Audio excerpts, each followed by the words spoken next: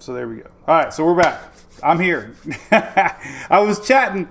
You saw my mouth moving. It wasn't a Japanese movie, by the way. I was talking with the microphone off. But so no music tonight. I wanted to cut right into it. Welcome everybody. I'm Mike from Mike's Weather Page. We are streaming live from Oldsmar, Florida. Special. We do these special nighttime videos when there's stuff in the tropics to talk about. Obviously, we're all watching Ian very closely. We have a really special guest on here. We're going to talk first part of the little show, and then I'm going to go over all the models and stuff. So we're still going to do all that, but we got a special guest from the Florida Division of Emergency Management. His name is Kevin Guthrie, and I'm going to drag him over here. He's on my Zoom call. Let's go ahead and kind of get him full screen here, and he looks good. Look at that. It looks better than me. So let's see. Real quick, guys, we're going to talk weather. If you're coming here for models and stuff, we're going to do that afterwards. But we got the man himself, Florida Division Emergency Management here from the state of Florida, and he wanted to share some information to all you watching here in Florida. So very welcome to have you on my little show, and it was very, very humbling to have you all reach out, sir. So thank you. Yeah, Mike, I appreciate the opportunity. You know, I was just telling Mike before we went live with everybody, I said, everybody's going to, Mike's weather page and getting information to include the Florida Division of Emergency Management. I told my comm staff, I said, hey, wouldn't it be kind of a cool idea if we could get with Mike and get on his web page there and help him out, maybe boost some followers and whatnot. Same thing for us, obviously, right? Trying to get people to follow us on our Facebook and on Twitter at FLCERT, and that's FLSERT. I have a little bit more time to do that kind of stuff here to get that information out. So just really thought it would be a great idea. I'm going to, Mike is a really humble guy, but, a lot of your followers may not even know that you're a recipient of the Governor's Hurricane Conference in the weather category, for making a significant impact in the state of Florida when it comes to weather. So, yep, you heard that here, 2022 winner in the meteorology category, Mike, for Mike's weather page. So glad to do this, glad to be a part of it. I know you guys want to talk probably about a little bit of preparedness when I think that's where we want to go with this tonight, right, Mike? Yes, sir. Well, thank you for that intro.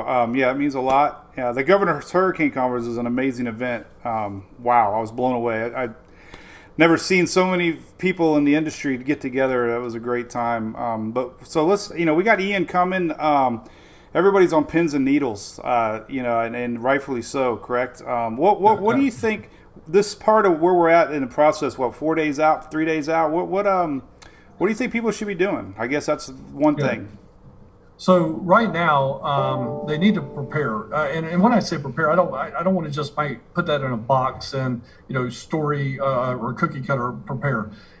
One of the things that's going on right now with this storm is when this starts to become a Cat 4, which is going to start heading that way overnight, all the predictions are by the time we wake up in the morning, we're going to have a Cat 1 hurricane, if not by 5, certainly by 11.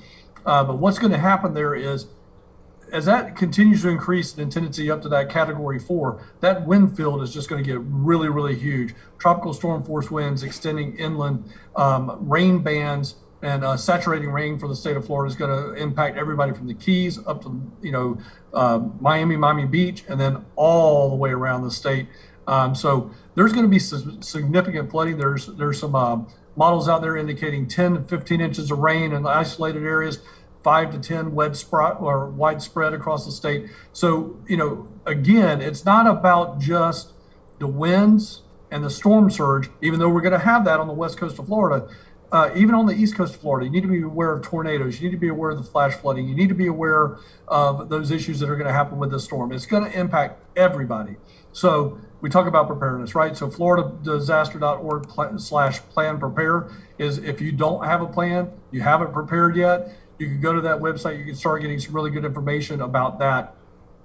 If you were specifically looking for something with families, then FloridaDisaster.org/family-plan to build a family plan. So it's time to prepare. It's time to plan. Be ready for it. But then when we asked for the evacuation, Mike, as you well know, we over-evacuated way too many people in Hurricane Irma, by 2-3 million people. Just because you're told, a county is told to evacuate, that emergency manager is going to say, we're calling for an evacuation of zone A, zone B, zone A, B, C, D, E, F, and G. Those mean something. If you don't know what I'm talking about right now, you need to go to floridadisaster.org/know, KNOW. Go to the GIS page there, navigate down to your address, put in your address and all that, and you'll find out if you live in a zone. Now, unfortunately, we've had a lot of people call in, Mike, saying, hey, I don't see any zone that I'm in. Well, that's a good thing, right? That's a good thing. You don't have a zone, you don't necessarily need to evacuate. Then you need to ask your question about your home. Is it a manufactured home? Well, if it's a manufactured home, you're probably gonna have to evacuate. If you live in a low-lying area, you're probably gonna have to evacuate. What I mean by low-lying area is when it rains, it starts to flood at your home, this is going to be worse, right? So if you're a low-lying area, you're a manufactured home, you're in an older home that may not be able to sustain 90 mile an hour, 100, 110 mile an hour winds, then you'll need to evacuate as well. But again, we start with that know your zone, that evacuation zone. Again, A, B, C, D, E, F, G. Some people use some other codes, but if you don't have a color associated, which is typically red, orange, yellow, green, or purple, then you don't need to evacuate. You need to then ask the next question is, what type of house do I have? And then make a decision to evacuate after that. So only evacuate if you have to. If you don't evacuate and you end up sheltering in place, know that you may lose power. So make sure this is where that kit comes in, right? Mm-hmm. You got enough food, you got enough water, you got some LP gas for the grill so you can still cook. So while you can still have some of those things that you need while you're waiting on the power to be restored. So those are just a couple of things, Mike, that I want to talk about. If you got any questions, I'll be more than happy to take them. But I just really wanted the opportunity to give you a little payback since you pay it to us all the time and providing us really, really good data and information in a one-stop shop on your weather page. Yeah, well, thank you. That's the number one question we get is they ask me, and of course, Shelly's my administrator. We get that question a bazillion times. Should I evacuate? Should I evacuate? So I think that's probably the number one question people have. Would you not agree? I mean, that seems very... Yep. Yeah, I mean, right now, the biggest thing we're taking into our call center right now is, hey, I like your know your home, know your zone plan, but when I drill down there, I don't see a color. I don't see an evacuation zone. And again, we got to tell people, if you don't see a color associated, red, orange, yellow, green, or purple, then yeah, you're not in an evacuation zone. You don't need to leave for the storm surge. Right. Okay, well, now let's talk about this Ian. Obviously, it's tracking a little east. The surge is what concerns me more than anything, looking at some of these surge maps. We're in a new moon cycle. Tampa Bay saw with Ada, we had 1,000 homes apparently flooded. I mean, that to me is a concern that's probably going to get elevated, I would think, if this thing keeps moving east. Yeah, here's the thing. If it keeps moving east, absolutely. And guys, I don't want to alarm anybody by what I'm about to say. I want you to listen to your local emergency manager, listen to them. If they call for evacuation, do that. But there are some really, really strong models saying that have some really catastrophic surge there. Mm-hmm. I mean, we're seeing some numbers 8 feet, mm-hmm. 10 feet, in a couple of places around the west coast of Florida, 16 feet. Mm-hmm. That's a lot of water, and that's projection. I mean, based on maybe the track now, even. I mean, based on the track even now. That's it. And again, so a paralleling storm is always better than an impact, a direct hit. But again, we're getting some data sets coming in that are really, really high. Now, again, I think it's taken since these models are all over the place. We just got the latest.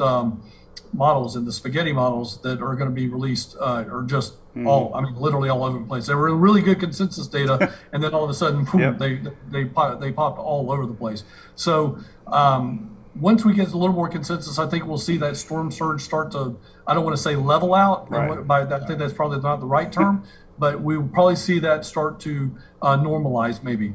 But I think it's really important, and Mike, I know you know this, but when that Cat 4 hurricane starts to work out there in the Gulf, it's creating a Cat 4 storm surge. Mm-hmm. And even though the forecast is for it to weaken before it actually hits land, that's Cat 4 storm surge has already been generated. and it's got to go somewhere. Right. So, this might be one of those situations, and again, I know you've done this a long time, Mike, where you've got that Cat 1, Cat 2 landfall, but you got a Cat 3, Cat 4 surge. Right. Well, So, I watched the press conference today, and that stood out. I heard that, and it kind of woke me up a little bit. Like you just said, even I'm worried about the public hearing, oh, it's only going to be a 1 or 2 at landfall. If this thing turns, if you just put in that position of major hurricane, it's going to be a major hurricane at landfall. That's deceiving. They think, oh, it's only going to be a 1 if it hits Tampa. Well, if it turns, it's not going to be a 1. It's going to be potentially higher. It's going to be a 3. Brian, I was on a show earlier today with Brian Norcross on Fox Weather, and he says it's going to be if it turns, it's going to be a 3-4 into that North Pinellas, maybe even into the Bay Area, and that's folks. Again, I know Mike lives there in Oldsmar, but that's a truly catastrophic type situation right there. And I think Mike, you probably know this better than I do, but I think 1912 or something like that was the last time a significant hurricane hit the Bay Area. Oh yeah, it was 21, but being here that I live here, I actually had to do my homework on it. But yeah, I was talking to our city today, and I was like, wouldn't it be ironic? I mean, not 100 years later, 101 years later, the same bank is still standing. It was underwater. So yeah, I guess every day that we get closer, right, the consistency in the models, like you said, that the certainty becomes greater. Obviously, we're still in that stage where everybody's a little panicky, panhandle. But by tomorrow, right, we should really start to see this thing tighten up, and people should know the real impacts that are coming. Yeah, absolutely. I agree. And, and obviously, the people that don't know the science behind the models and all that, once we get that really good defined center and get that hurricane label on it, then even some of the H-WRF models will start to come back into alignment and whatnot. We should start getting a lot better consensus data on where this thing's going. Okay. So it's one of those things you never want a hurricane, but in this kind of situation where it's just all over the place, I think getting a good, well-defined center with an upper, middle, and low level center would just really actually help us start to navigate where it might go in the future. Yeah, one last thing. I hear a lot about our grounds are saturated, river levels are high. Is there any inside talk about the worry about increased power outages because of the trees, and really where's all this water going to go? Yeah, Mike, you hit the nail on the head. North Florida, North Central Florida, even portions of South Central Florida. If you look at the 30-day rainfalls and stuff like that, super, super saturated, right? So it's not going to take a whole lot for some of these trees to come down. I mean, they could come down with tropical storm force winds. Mm-hmm. The other thing is, to your point, is riverine basins are really super saturated. So again, it would not surprise me in the least if, again, with 45, 50, 60 mile an hour, 70 mile an hour winds, we don't have a whole lot of river debris, creek debris, what we call in our world wet debris. So yeah, those are all going to be issues. We're having all those conversations now. We're even trying to, just left a conversation about what can the state do to get some more water capability to where we can get in and try to get some of those areas open back up quickly after the fact. So yeah, having all those kind of conversations right now. Yeah, well, you brought up one thing I learned going to the Governor's Hurricane Conference, and a lot of our supporters, is this post-recovery process I've learned is huge. Like these base camps that are coming in, like Lodging Solutions guys are telling me they're coming in. It's such a huge process, debris removal. This doesn't just end overnight. And I guess the one thing I'm worried about is, the media kind of leaves an area, and what I'm trying to, tell our viewers in Florida is this is a long-term effect after the landfall, and it's just not going to be over tomorrow. I mean, there's going to be a lot of cleanup. There could be power outages for weeks. I think we're in this cry wolf syndrome a little bit, and I'm just hoping it turns out nothing. But I just think a lot of people are going to have maybe the worst storm of their lives, especially on the West Coast, because we've been missed so much. Yeah, I agree with you again, Mike. But you're right. Recovery lasts years, and we got our last major hurricane, obviously Hurricane Michael. I'm going to put some stuff in perspective for you. I think the viewers will appreciate this. Hurricane Michael. We instituted some new policies in Hurricane Michael underneath Governor DeSantis' administration, and we were able to pay people faster, get money flowing, and all that.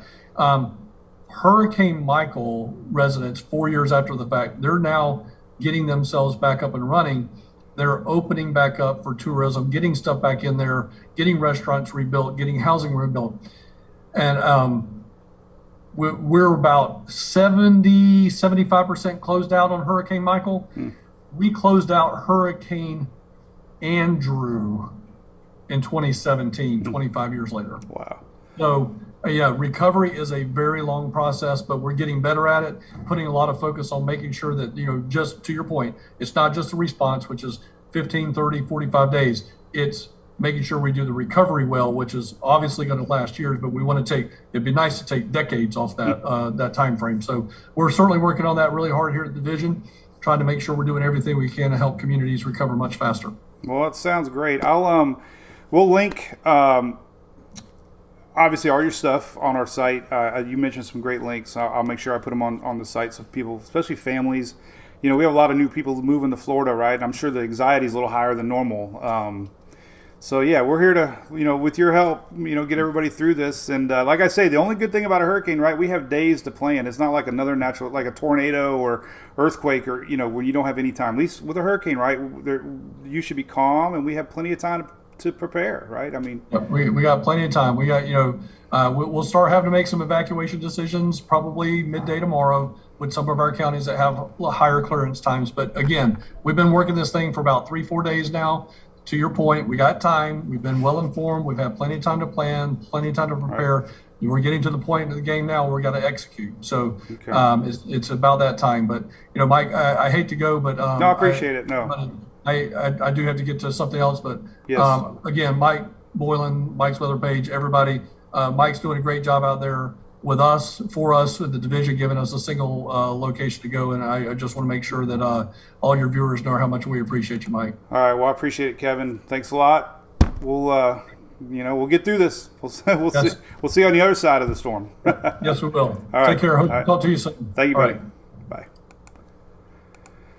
All right. Well, there you go. How about that? A little bit of audio trouble at the beginning, but we got through it. Appreciate you guys. I read some comments. Looked like you appreciated that. So that was very humbling to get an email from them to go live with us. Kind of puts us on the map a little more, right? So there's a lot of tension going on, and obviously at the higher levels, they know we have something potential coming here to Florida. So I'm going to go over all the models here, so patience. I know some people were itching to see the models. But some great information there. We're probably, maybe I'll cut that out and repost it. Definitely, I'll make a little video of it if you missed it. And again, thank you so much, the Florida Division of Emergency Management, giving us some props out there. So anyway, what the heck is going on? Well, here's the latest. Let's leave the cone up, and we'll get right into it. I know, again, listen, me and Dennis Phillips are great friends. We text, we talk, we message. I know he's doing his show. I'm doing mine. No hard feelings. We talked about it. This was the only time frame we had, so nobody get mad at me for that. But here we go. Latest models. We talked about an east shift, right? We had an east shift, and it wasn't significant. However, it wasn't west, okay? So we are seeing signs that this thing wants to go east. And that, again, is everything I talked about this morning. Kind of a worst case, and you heard it there. The really worst case scenario could possibly be playing out here for some folks that never experienced. I mean, there's already pre-surge values over 10 feet, 15 feet in spots. And unfortunately, I know some of those are right here in Oldsmar because I saw them. This thing goes any farther east, we're going to have even greater. And the biggest point he made, I've thought about this, but I've never heard it officially. This thing is going to possibly be a Category 4 over the Gulf of Mexico. Yes, it might weaken, but it's already created Category 4 surge, and that water has to go somewhere. It's kind of like a tsunami. Once that water gets going, waves don't just stop. So the big fear is it might weaken, but it's going to have Category 4 surge still being pushed along. And Katrina wasn't a 5 when it made landfall, and it had some amazing surge that nobody really had expected to come in. That's a big concern. The other thing is we're going to be on a new moon cycle right now. You add tide to surge, you get something called storm tide, and that's not included when you see surge values. So this is all going to be coming out very soon. Surge values are going to be talked about. So big time. But you notice Key West is in a tropical storm watch now. This system is so large, let me show you, that it is becoming almost like an Irma as far as the size. You can see it bubbling right here. That is a pretty large bubble of moisture trying to get wrapped together. Larger systems take a little time to develop, but man, when the NHC is saying a category 3, 4, and most of your intensity models, there's very little doubt that this thing isn't going to wrap up. So what you're going to have is a storm that's this, we'll measure this here in a little bit. It was 450 miles wide yesterday. I bet you it's more than that now. But, a path like this, cut that in half, all this area right here. Now, it's going to be sheared, so that the east side effects aren't going to be as much.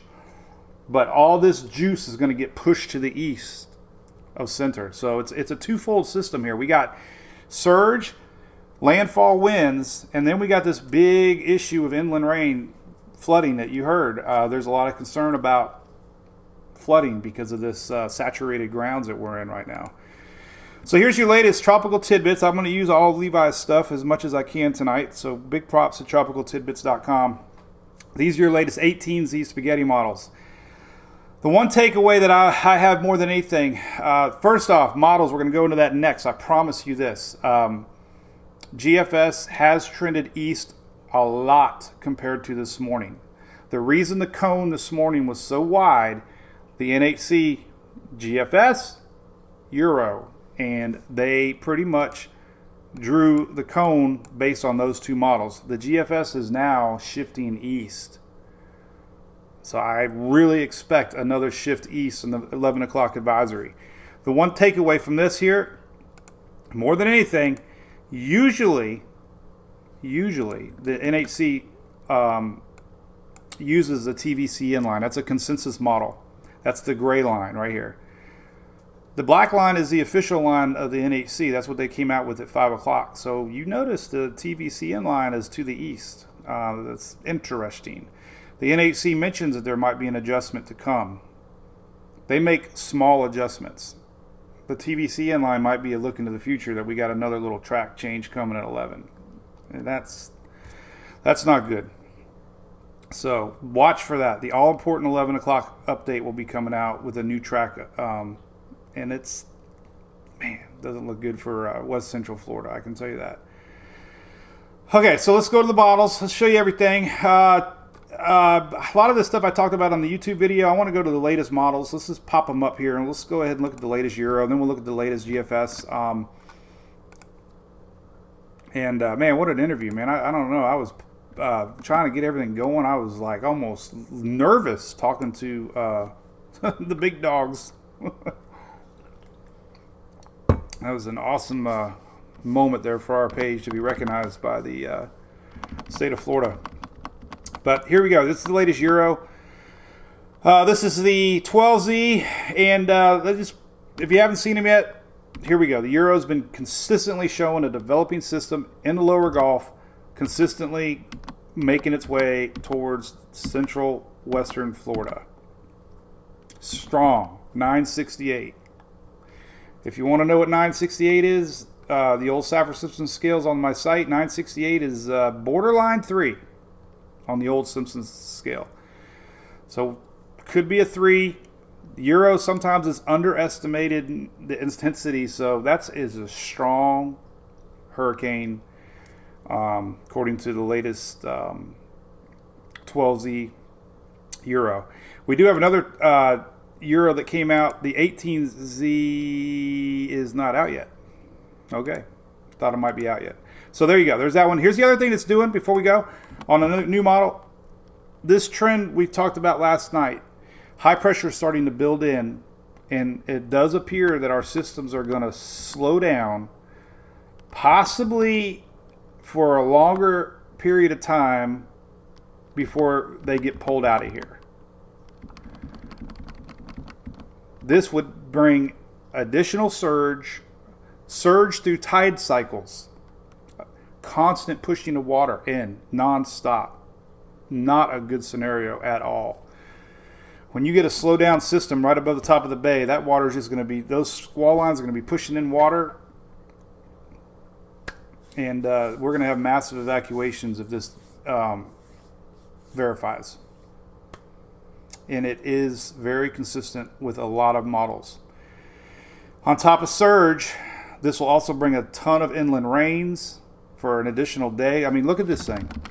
This is Wednesday evening. We're gonna start getting heavy rains down by the Keys as soon as possibly tomorrow. But look at these heavy rains. This is Thursday all the way to almost Friday. So very slow movement. Parking out. East Coast states, again, we don't mean to exclude y'all, but really all you got to worry about is frontal line rains. That weird one-run Euro is not popping through the state like it's been showing. So if you're in Carolinas or Georgia, you're going to have rain from this frontal line, and you're going to have some, leftover moisture from Ian. But if you're worried about the Carolinas and Georgia, the threat level for you guys is low. So we're only going to focus on Florida, obviously. And then it gets pulled up northward into Friday into Saturday. Very believable, very trendy on all the model runs. What we have to worry about is this: the explosive development that is possible in the Gulf of Mexico.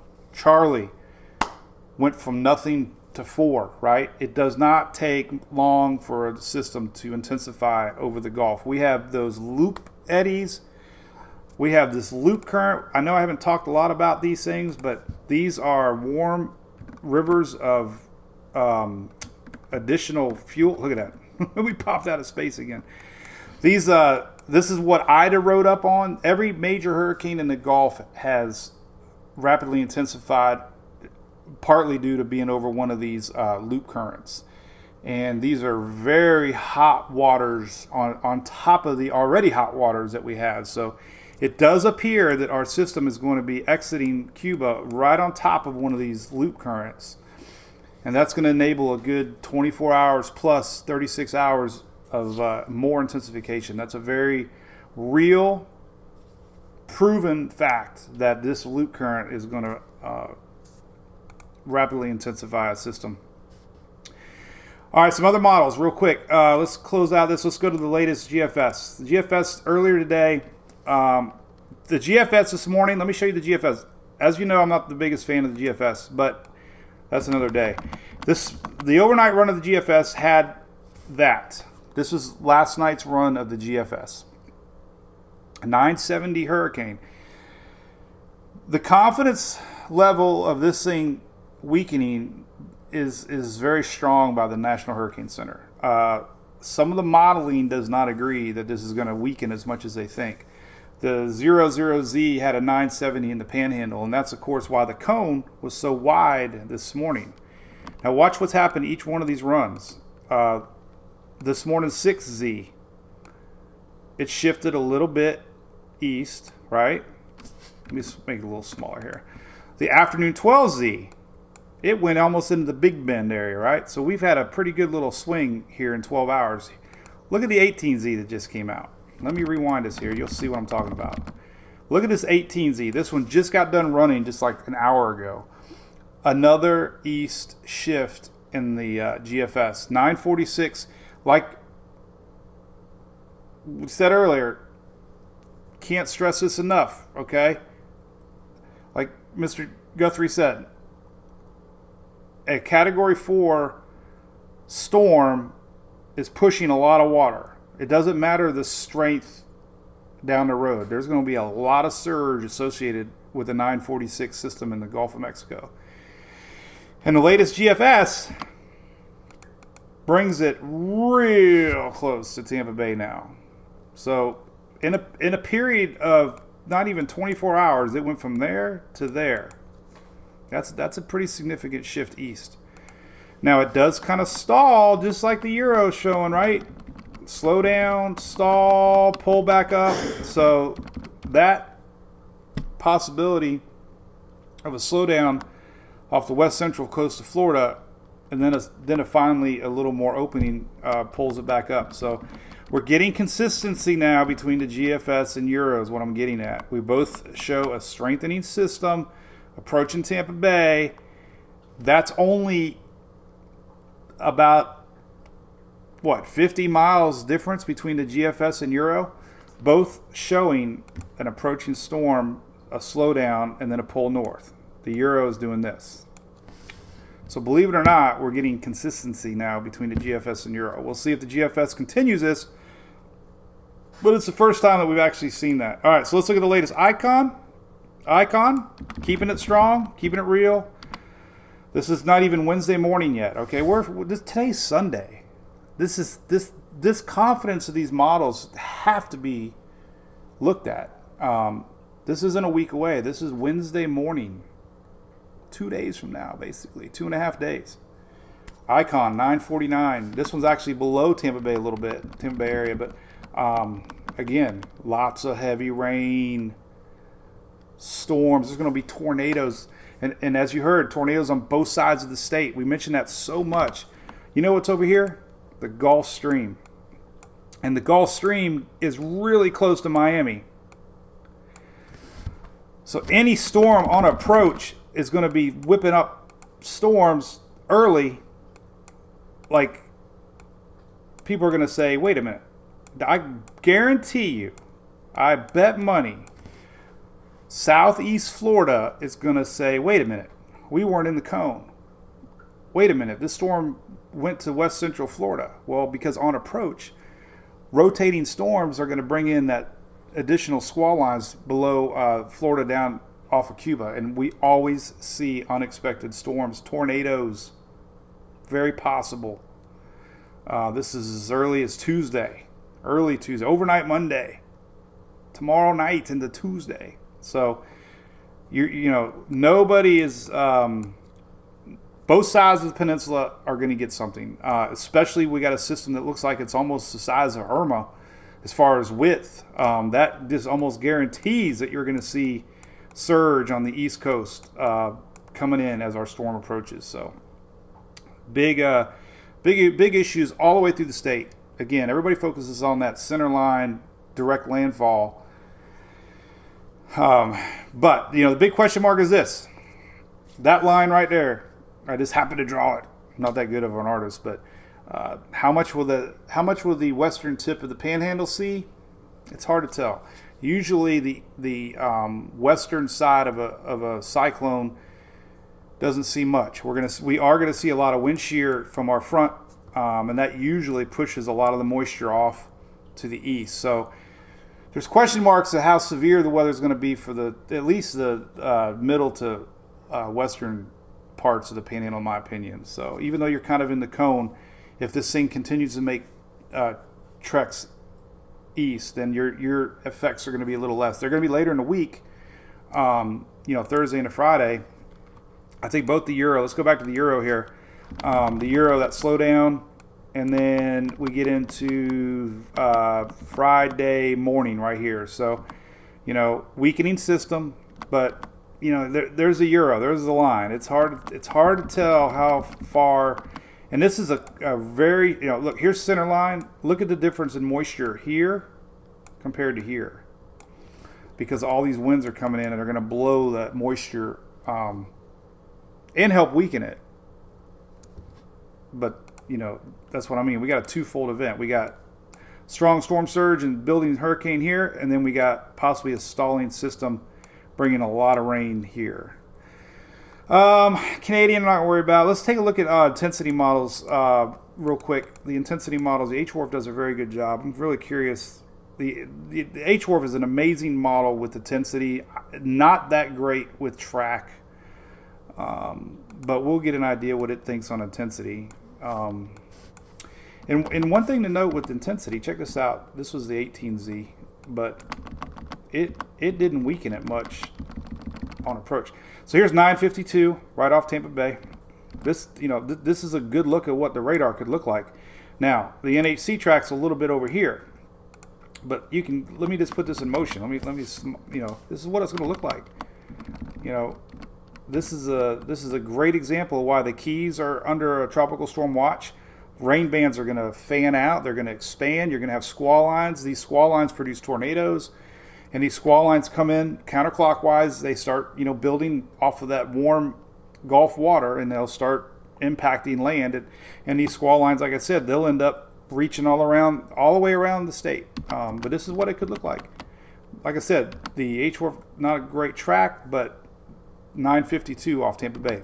And what I'm worried about more than anything, like I said, there's a 953. If this thing tracked here, we got a 953 hurricane near Tampa Bay, because the intensity model is correct. Track is always questionable with the H-Wharf. So H-Wharf still predicting a very strong hurricane in middle part of the Gulf. Another mesoscale model here that we can look at is the H-Mon, not the Jamaican model, but hey, what's up, Mon? Hey, Mon. And it's the same, 948, right off the coast of Florida. So, man, yeah, we got potential problems for west coast of Florida as far as surge goes.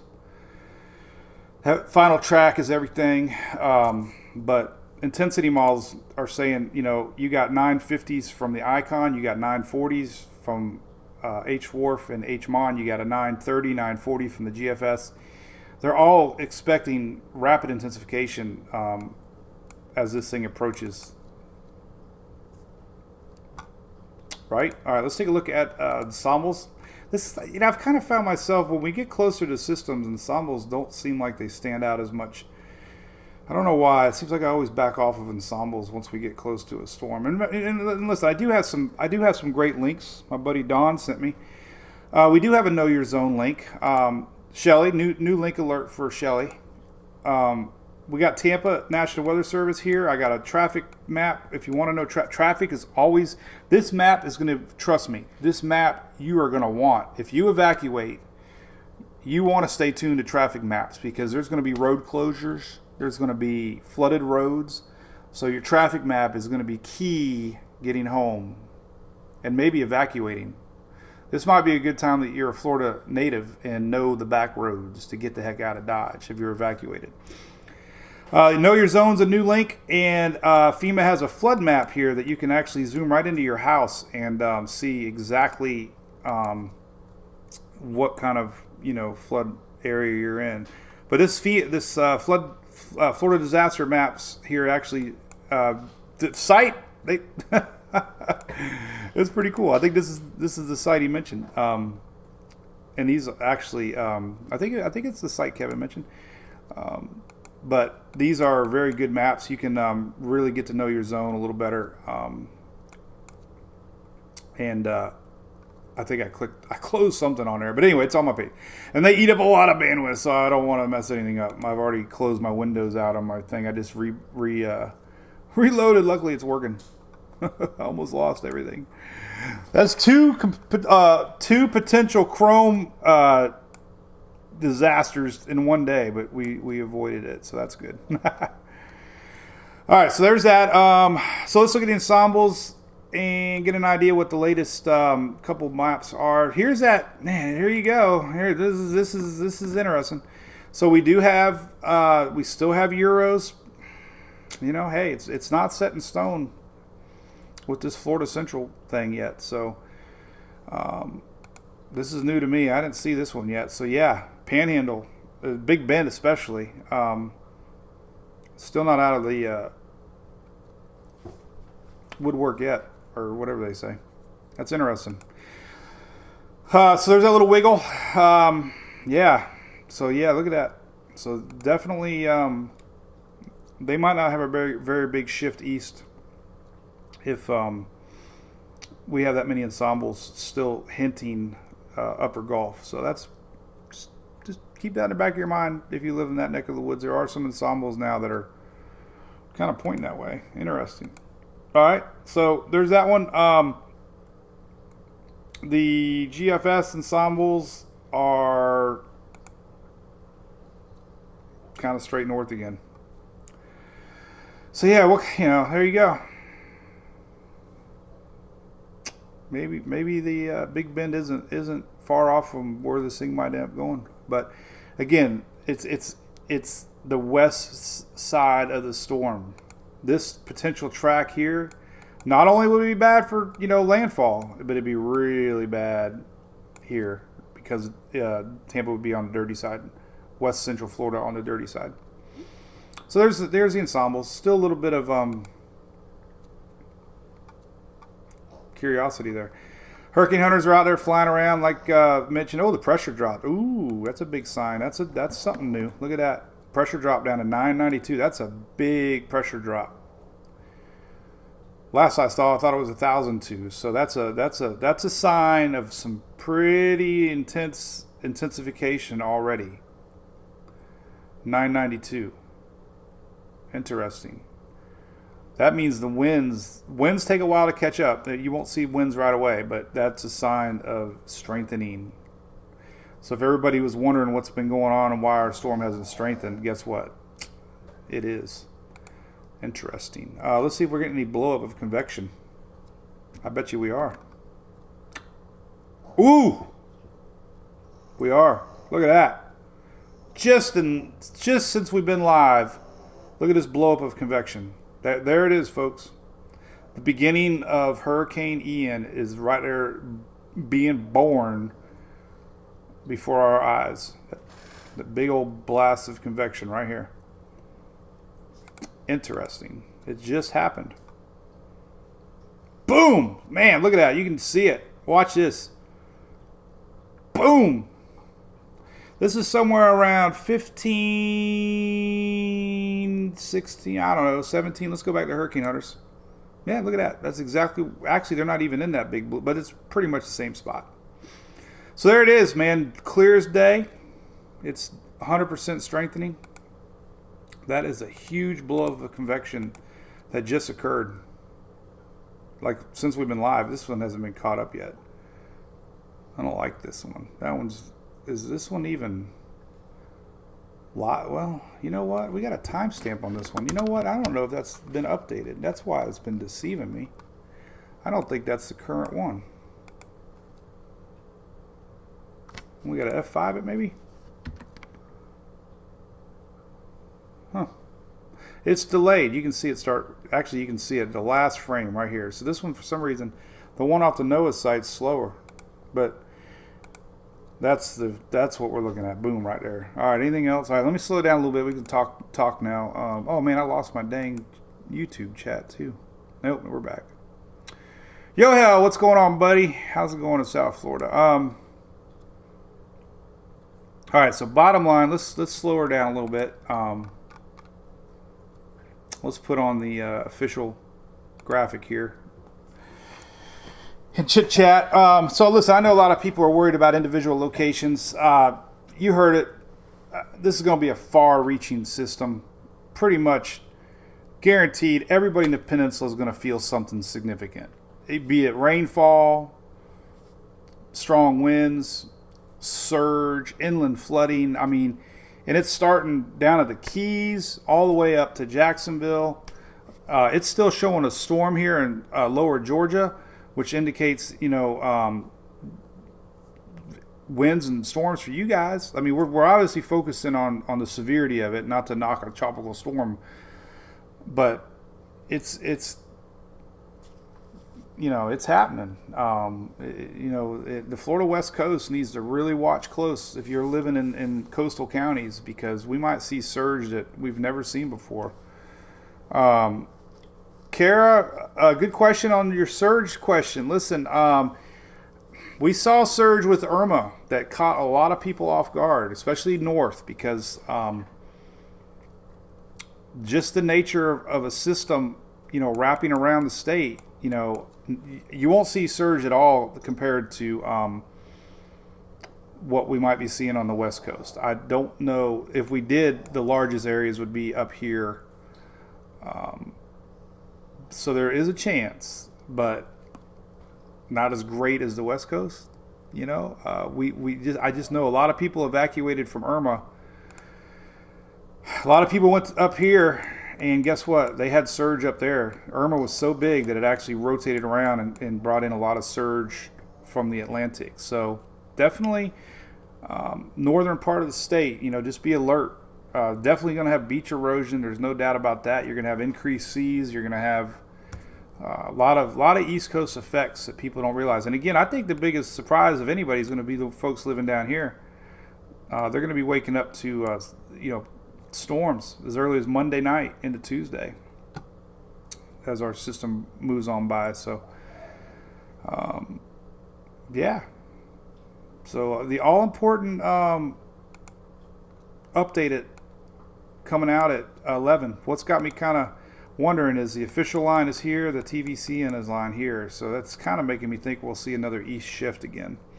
The GFS really shifted close to Tampa Bay. And again, it doesn't take a landfall to be worst case scenario. A storm sitting right off of Florida's west coast.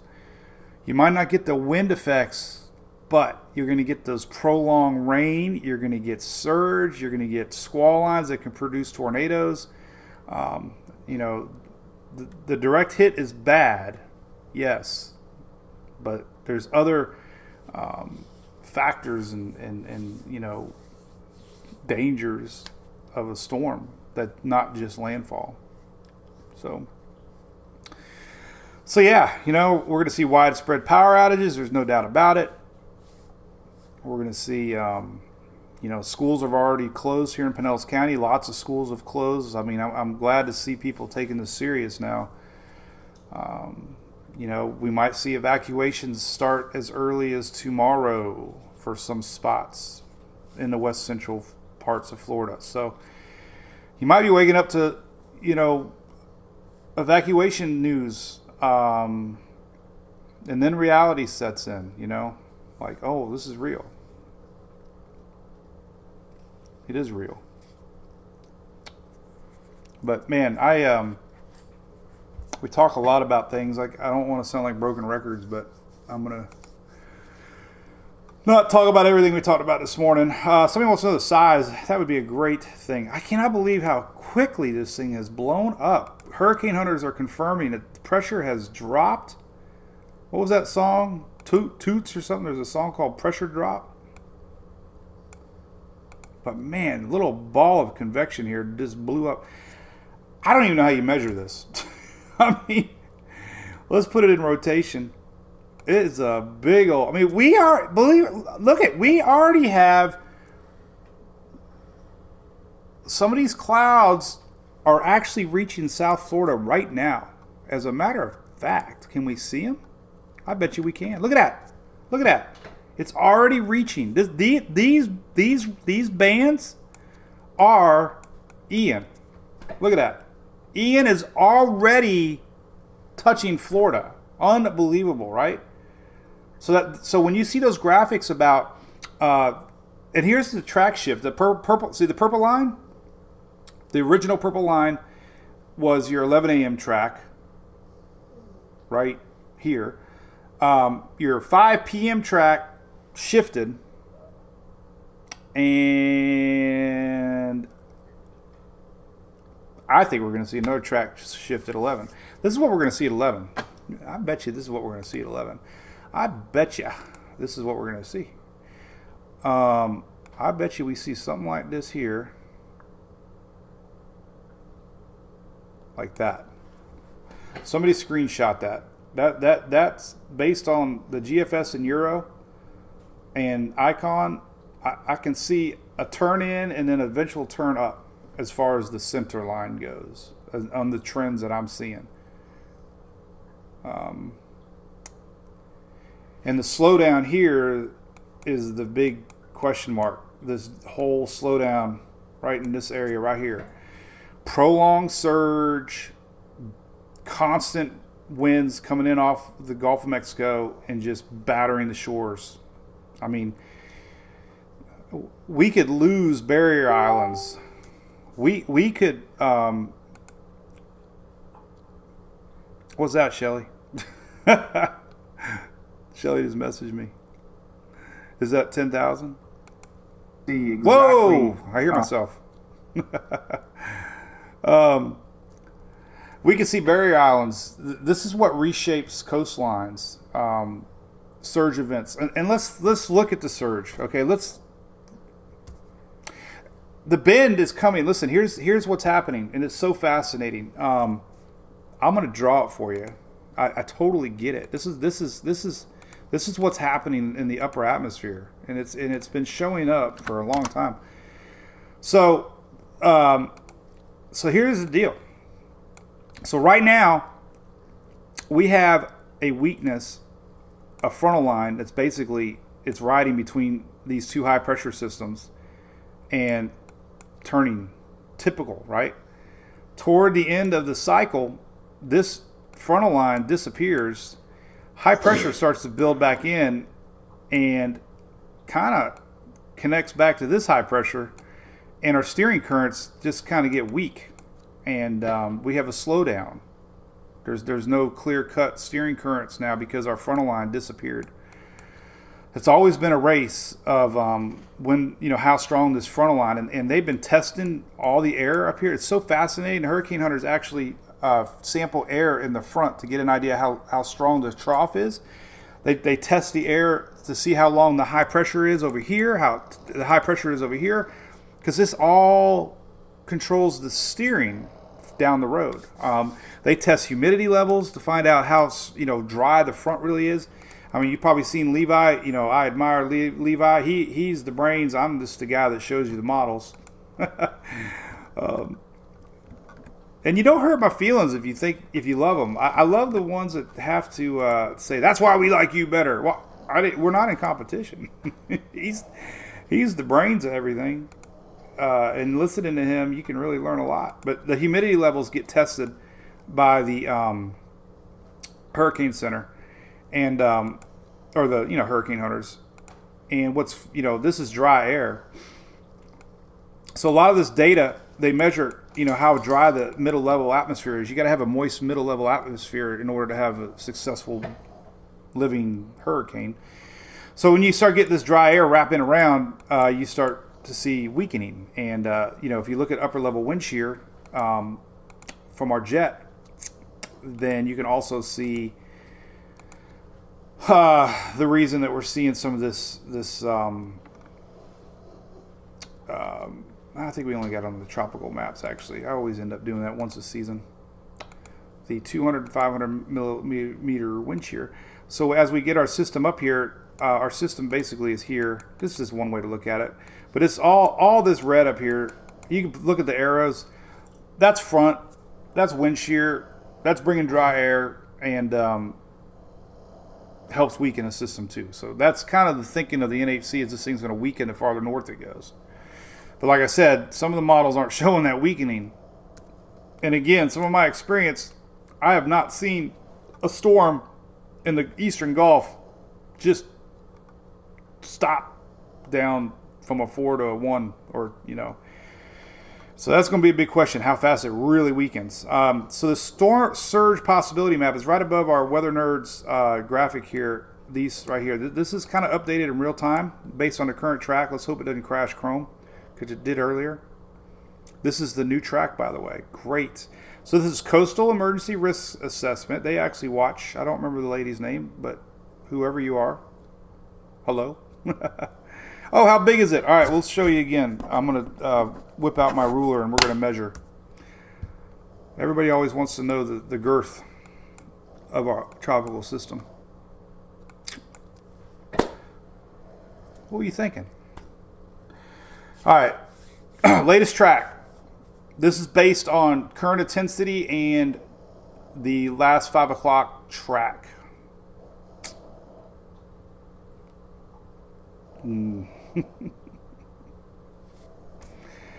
This is not good. We're going to show you all the areas, but selfishly, we have more people probably watching, including me. I hope my wife's not listening, but Stop saying not good. this is Tampa Road.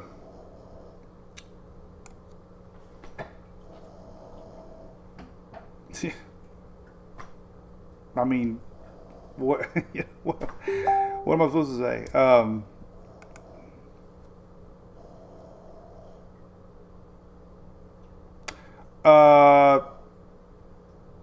Somebody from YouTube just said craft beer pilots. Oh, I'm sorry. We're gonna read comments at the end. I swear, I promise. Great question. Great. Sound like a damn duck or Looney Tunes. Great question.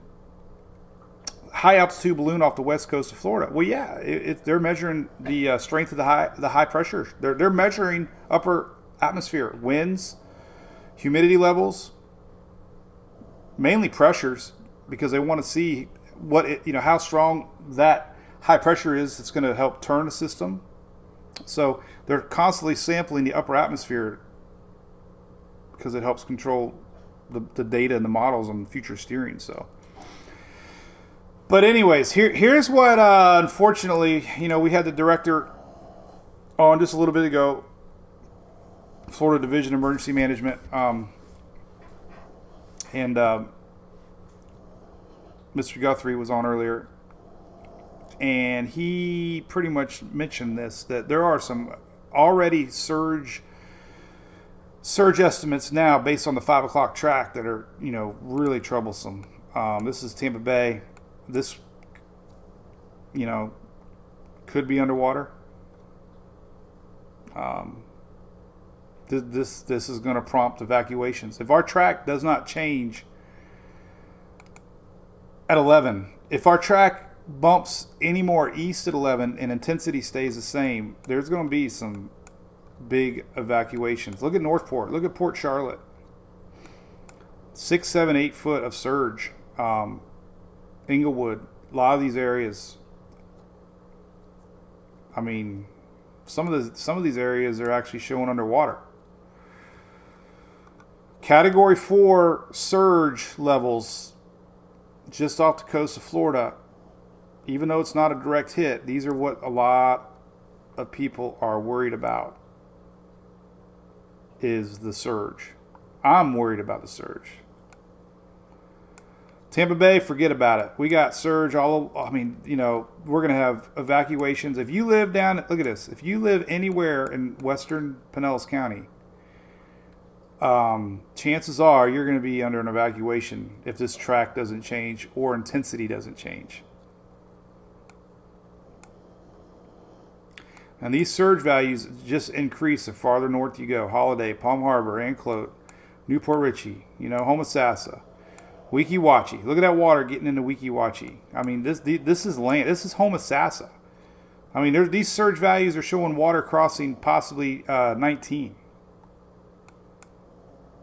Even though it's only a 1 or 2, according to the latest NHC track, we could have 10 foot plus surge here across the Big Bend area. So this is very important. It's nothing to laugh about. I mean, this is one side of a storm that none of us have seen on the Florida West Coast, Central Florida West Coast. So, not good. So our storm is definitely increasing intensity. It's at a 992. Austin, what's up? Look at, so I got my buddy Austin. Austin, the pressure's dropped to 992, and we have a huge blow up of convection. This thing is definitely intensifying fast, and it's kind of not doing it. It's doing it a little ahead of time, honestly. It's not really in that area that I expected to see so quick. Here's the 8 o'clock advisory. Winds are already up to 60 miles an hour. And look.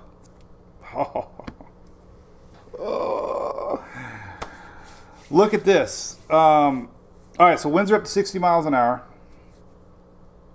And that's close. I mean, 992 pressure drop is quick. But look at this. This is what I'm noticing that's going to support an east track possible shift. So they plot the 8 o'clock advisory. They don't make a new. This is high level High level, just things I've learned. I don't know. But the track, I don't think I have the 8 o'clock on that one yet. Let's go back. Let me see here. You can see it a little bit. It appears that the track might have pulled a little to the north, is what I'm getting at. They tie in the existing track to the 8 o'clock track, and this thing appears to me that it shifted north than where it should have been at 8 o'clock. So they plot the 8, but they leave the next advisory that they thought was coming. So at 11, we're going to get a new advisory, and we could see a little bit of a shift change. Maybe it could be temporary, but it didn't go more west than it was supposed to. Put it to you that way. We could have seen a little jog north on the 8 o'clock. The stronger this thing gets, the more natural it is going to be to go more north and more east. So, again, west central, man, I can't imagine some of these surge values that show up. And winds. Let's look at the Euro winds. Windy app. And then we'll look at the icon. Does the icon show up? Yeah, look at icon. We can look at icon. Icon first. Let's go to wind gusts. All right. So, tomorrow, as our storm builds, look at that. This is Tuesday 9 a.m. But look, Key West, we're starting to get some big winds in Key West already. These are wind gusts, but still, watch. There's our storm, 50, 60. That's not even Key West, really. It's a little bit far. I mean, you're right on that edge, but tropical storm warnings are probably a guarantee you're going to get tropical storm warnings. Who knows about a hurricane watch? I don't know. I don't know if it's going to shift that close or not. But you could have gusts near hurricane strength down the Keys. And, you got a lot of boaters down there, so it's going to play havoc. But here is the other side of the equation. Let's put the wind thing about right here. Now watch this progression. The Euro, or this is the icon. The icon strengthens our system and brings it up to, there's 100-mile-an-hour wind gust, just south of the bay. This is where the icon, this is Thursday, 1 a.m. The latest Euro. Oh, that's a Euro. Excuse me. That's the Euro. And again, I think the Euro is underestimating intensity. I've seen the Euro do this a bazillion times. The Euro bounces around intensity. It's under intensifying it, in my opinion, because it doesn't really do much with it down in the lower Gulf. So, but just to give you an idea, the latest icon is a little faster, and it's showing it farther south. But again, a west shift, I don't think it's coming. I think we're going to see another east shift. The icon is intense. That's just below Sarasota, north of Cape Coral. And here's the latest GFS. Look. It got awfully close to Tampa on the latest run. Close enough that, look, we're going to have just off the coast. That's a huge shift east on the 18Z GFS. So, we'll see. I don't know. So that's it. I don't know. Everybody, I don't know. I hope I make sense. I don't know, man. That flood map is unusable. I don't agree with you, Zachary. That's what the main man himself said. The main man himself said some preliminary surge estimates are over 10, 15 feet in spots. I saw firsthand, Jason Triplett, I'm reading comments finally. I saw firsthand surge here in Tampa Bay from a 60-mile-an-hour tropical storm 60 miles off the coast. I saw surge flood 100 homes. I saw people getting rescued in the middle of the night here in Madeira Beach, Reddington Shores. I saw married couples having to leave their homes at 1 in the morning by sheriffs in boats. Okay, from a 70 or 60-mile-an-hour tropical storm that was 65 miles off the coast.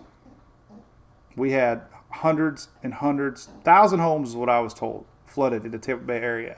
This was 2 years ago, November. I saw, and it changed me. That's not weird, I'm telling you. So surge to me is in our area. These signs that I see all around Oldsmar and Linebaugh, I believe them that we could see surge like we've never seen before, ever. We're going to see evacuations like we've never seen before, possibly mandatory, if these models come to play. But we're talking 2 days, 3 days now. All right, my buddy Jason over there on YouTube. I'm going to read comments now as best I can. 18Z, somebody keeps saying, wow, 18Z Euro. Now you're killing it for me. I don't even know if I want to, I don't know if I want to look at the 18Z Euro. Let me close the windows because I officially have not crashed Chrome once this season. And I'm keeping my tradition. Listen, too, by the way, we get very personable on our Daily Brews when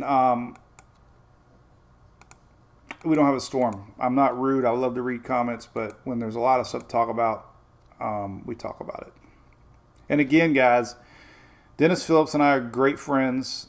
I didn't even have a choice tonight. I had to go live at 7. And I let him know, and he was fine with it. So there's no reason other than that was the only time that I could go live. So I know we overlapped each other, but you can always go back and watch it and vice versa. What am I looking for here? Florida. Okay, we're going to look at the latest 18Z. It's up to 75 hours. From the responses that I'm getting on YouTube, we're going to watch it together. Oh, it shifted west. That's a good thing. Not much though. And look, the pressure is caught up. First off, now it's down to 956. So the euro intensity is all over the place. So it's 956 now. Again, landfall or not, I wonder if it got done running on.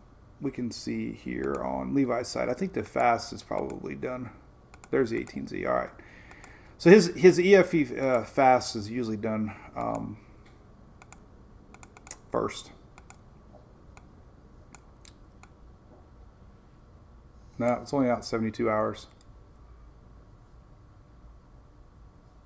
So it's only out 72 hours. So we're still watching it live, right? So the important takeaway, it proves right there the euro is always underestimating intensity because it was only showing 970. Now it's showing 956. That's strong. Very strong. Hurricane. Sitting right off the coast of Tampa Bay. Oh, there we got it. We just got the 81 hour. And it's kind of doing the GFS skirt.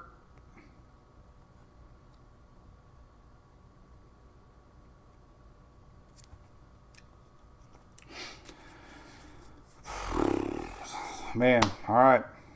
West Central Florida, I'm telling you. And this extends down to Fort Myers. It doesn't matter, landfall or not. A Category 3-4 hurricane skirting the coast of Florida is going to be epic. It looks like it's trying to do what the GFS did, though. Maybe just a skirt. Stronger systems are tricky. Let me tell you. Charlie made that last second turn. I think what I wouldn't want to see living in Tampa is a track right here giving it an ability to do a last minute wiggle. Remember, Irma hit Naples, and at one time it was supposed to hit above Tampa Bay. So again, some of the euro ensembles shifted it west. So we'll see what we're out to 90 hours now. Maybe let's take a look at 90 hours, 84 hours. So it's just off the coast of Florida. with a pressure reading of 959, 957. So 957 just off the coast here of Tampa Bay. So again, we might see a track like this.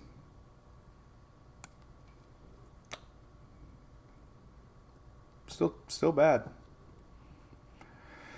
All right, so there you go. There's the latest 18Z. All right, cool. New track at 11. Let's see some comments. You're right, Robert. We're starting to see. We're starting to look at it. All right, so take this timestamp in your head. This is Wednesday night. Unfortunately, Wednesday night. Everybody says, "Why do hurricanes always hit at night?" I don't know. I just don't know. But this is Wednesday night. Here's the latest GFS. Let's take a look at that. I don't think we can zoom into Florida. Yeah, we can. I don't think they have pressure though, do they? Nope. I kind of wanted to use the same map.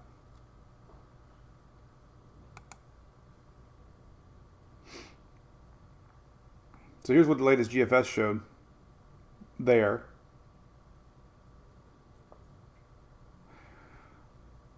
Right? And the latest Euro. Well, that was OOZ showed it making landfall. The latest 18Z running now. Oh, so close. So there you go.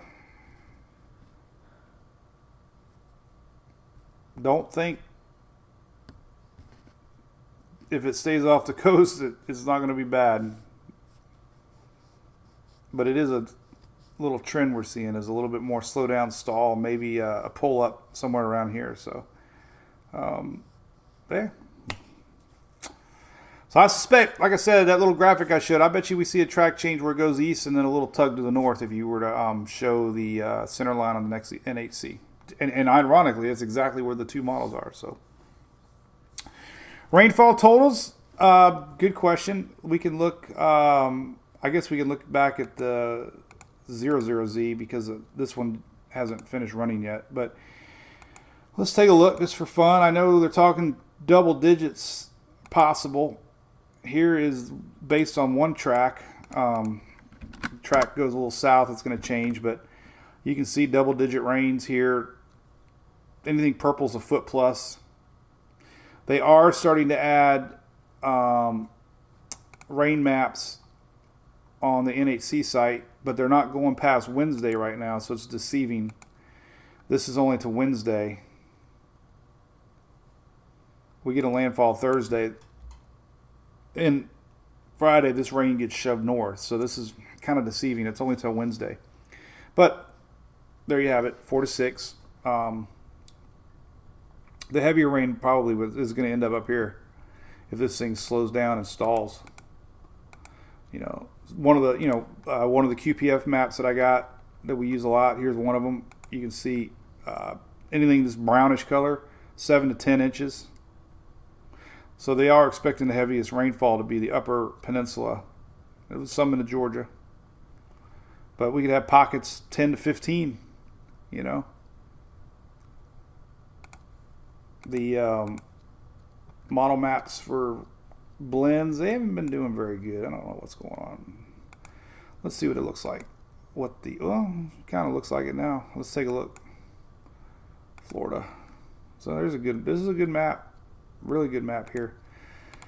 This is a blend of models. It's actually finally starting to catch up. But look at that. There's Pinellas County, 12 inches, 11 inches, 10 inches. Anything purple's 10 inches plus. 11 inches. So that's a good realistic. And there again, look at the panhandle. That western tip of the panhandle. The big question is what you're really going to get, if anything. Storm surge Tampa Bay, record breaking. Fort Myers news calling 2 for 4. What the heck? We're right here. You see it on the map. Fort Myers 8 to 9 on this map.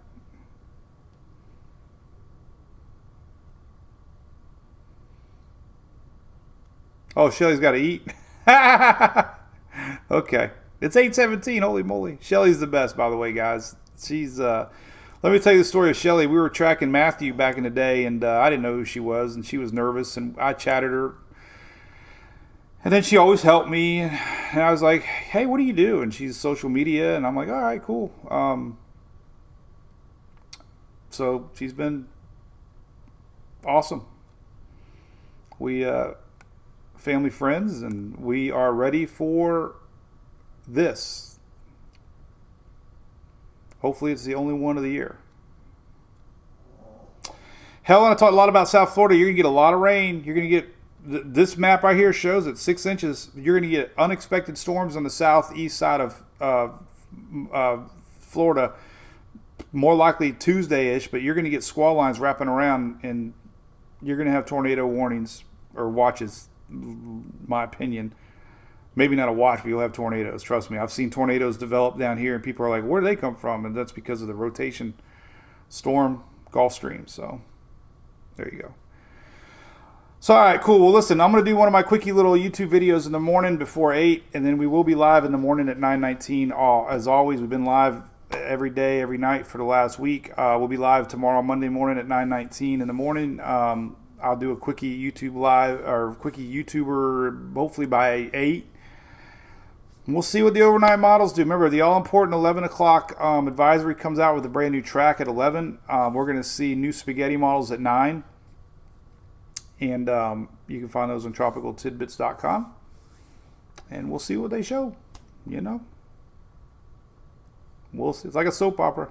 see what the next run shows, but we're definitely seeing an E shift, meaning West Central Florida down past West, Fort Myers area. We're gonna see more effects than what you thought you were gonna feel just 24 hours ago, almost guaranteed. So, all right, we'll see you guys later. Have a great evening. Thanks so much for watching, and time for a beer or two. See ya. Oh, hey, what size? I already did. No, did I do size? No. I just happened to look. I promised everybody I would show this. Sorry, Shelly. She knows it. I promised we would do the size, and I keep getting sidetracked. But let's do a quick size. So this is weathernerds.org. He's got a great tool on here that you can measure. And I started to and got sidetracked. Imagine that. Oh, God, look at the blow up. This thing is blowing up. It is gaining convection. All right, well, where do we measure from? That's 450. That's 450. So you can do that. That's 580. You could technically say 750. I mean, that's not circulation, but we are getting storms in the Key West that's associated with Ian. But I would say the core is probably closer now to 500. I would guess 500 on the conservative side. This says 506. This says 511. That says 480. So I'd say 500 miles wide. She's a biggin'. All right. See you all in the morning. Cheers. Bye-bye.